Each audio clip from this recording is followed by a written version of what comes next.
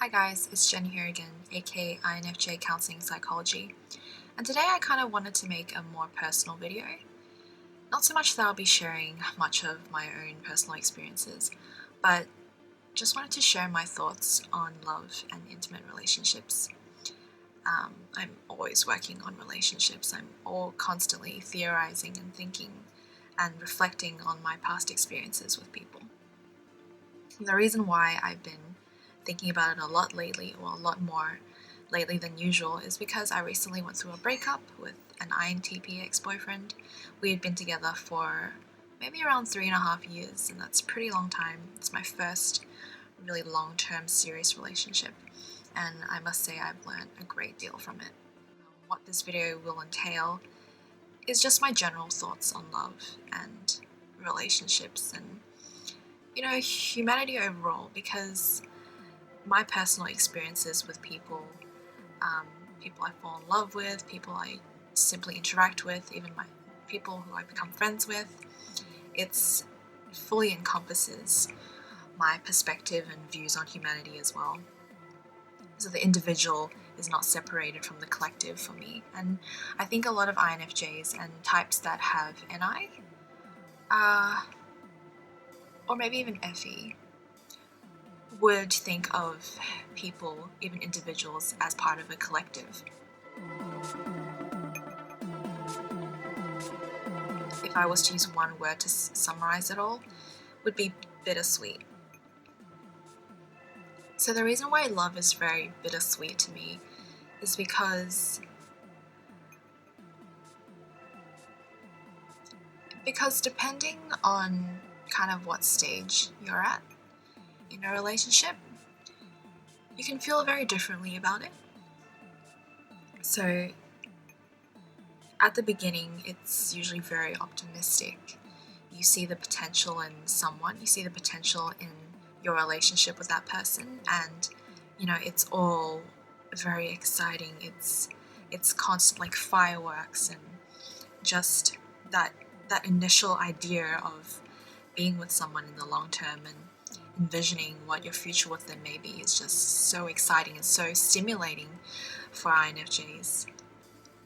And me personally, that it's just, you get the full sweetness of a romantic relationship at the beginning, and I find that as time progresses, you find out more about yourself and that person, more specifically your weaknesses, and then you realize that, oh, humanity, people are truly flawed. Like, there's no doubt that people are very flawed and oftentimes broken inside, and everyone has their issues. You yourself,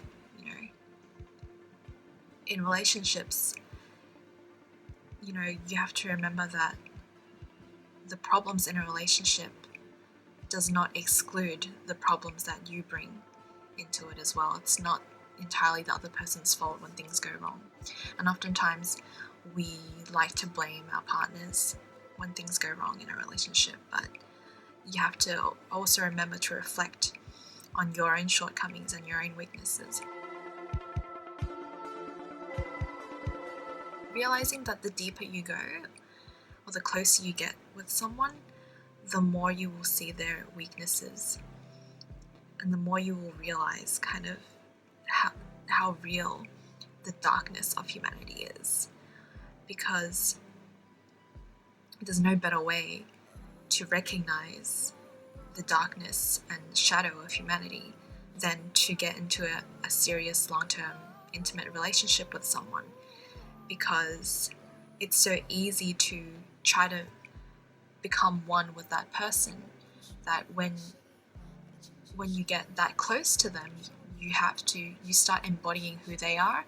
You start to embody not only their strengths but their weaknesses, and you start to empathize for their experiences and why they're broken in their own way, and they're doing the same for you. I tend to view people as their full potentials rather than who they are at the moment. So in a sense, I almost view someone as their entire life, an integration of their past, present, as well as future. And sometimes that can be a terrible way of seeing someone in your life. It's a terrible way of accepting and allowing someone to come into our lives, or my life. Because someone could be a very toxic and destructive person at this point in time, even if their full potential points to something great. Okay, it doesn't excuse the fact that right now they're destructive, right now they're toxic, and could bring complete havoc into your life. So the problem with that is that we sacrifice the present for the future. That's exactly what I do, and that's exactly what NI does, introverted intuition. You don't know, exactly what the future entails. You don't know if someone will reach their full potential because you can't impose your will on someone else. It's really up to them. And you can't change people either. So when I get into relationships, when INFJs get into relationships, I think we need to remember to see the person as they are today.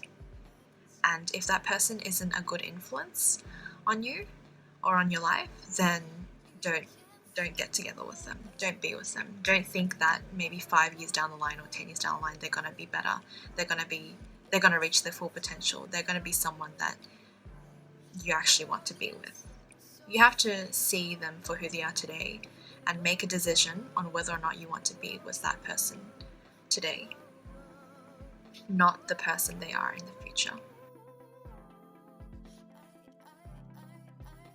I feel like INFJs, personally I'm speaking to myself when I say this as well, is to stop being so forgiving, stop being so understanding of people. I know that's kind of counterintuitive, because that's one of our strengths as well, is that we're very empathetic and we're able to see and understand why someone is the way they are and why they do the things they do, because INFJs are just so aware of the shortcomings of people. They're so aware of what makes someone who they are. Okay. So if someone does something bad, if someone steals from a shop, if someone commits a crime, we can forgive that person for their act because we would analyze that person. We would see what happened to them in the past, what drove them to behave in that way. And we would empathize. We would empathize so deeply, even with criminals, even with psychopaths, even with people who do horrible things. There's always a reason for them going down a bad path like that. And I think the reason we are forgiving and empathetic is because deep down we believe that all people are good, fundamentally. So we all want to do good, we all want to be good people, but it's those external circumstances, it's those unfortunate events that happen to us when we're children, or just that happen to us throughout life, that lead us down those dark paths and make us do things that we wouldn't otherwise have chosen to do. And oftentimes when people hurt us, when we see people hurt other people, when we see others hurt those around us, when we see people make mistakes, when we see conflicts occur between people, especially when we see conflicts occur between our friends, we see it as, people don't mean to do what they did. People didn't mean to be mean. People didn't mean to hurt others. It just so happens that they were a product of their environment. And in a sense, they did not have the free will to choose how to act. They were almost controlled by their destiny or their fate. So we have a lot of empathy for that. We have more empathy for other people than we have for ourselves. And I think that's just an extroverted feeling thing. I forget that even if people are a product of their environments, it is their responsibility to be aware of that and to better their lives accordingly. Okay. So if I was the other person and what happened to me was I was abused by my mother when I was a child, does that mean I can grow up to be an abusive person to my own children or to the people around me. No. You need to put an effort to be responsible for yourself and be aware of your potential to hurt others, even if you have been a product of your environment. If someone is aware of their potential for evil and they merely blame that on what happened to them in the past, and they don't work hard towards healing themselves so that they can become better human beings, then you need to let those people go. You need to say that this person is not owning up to their weaknesses. They're not owning up to, who they are. They're just running away from their responsibilities. As much as people deserve our empathy, they also deserve our tough love. They also need to understand that even if they are broken, they need to make an effort to heal themselves. They can't expect other people to heal them. And oftentimes as an INFJ, when I get into relationships, when I kind of interact with people, I get a lot of just emotional demands from people who expect me to constantly be there to help them, and to almost baby them in their process of self-development and discovery. But at the end of the day, they need to work through these issues on their own. And that's when I personally, as an INFJ and other INFJs, need to remember to stop helping others, to detach ourselves from those relationships, because it's only bringing us down. And just a bit of advice for other INFJs out there who are too empathetic, too understanding of people, that they let others walk all over them. And also what I discussed earlier, the bittersweetness of romantic relationships, and just realizing how imperfect humanity is. But at the end of the day, relationships are beautiful. It's better to have loved and lost than to have never loved at all. So yeah, I hope this video wasn't too depressing or anything.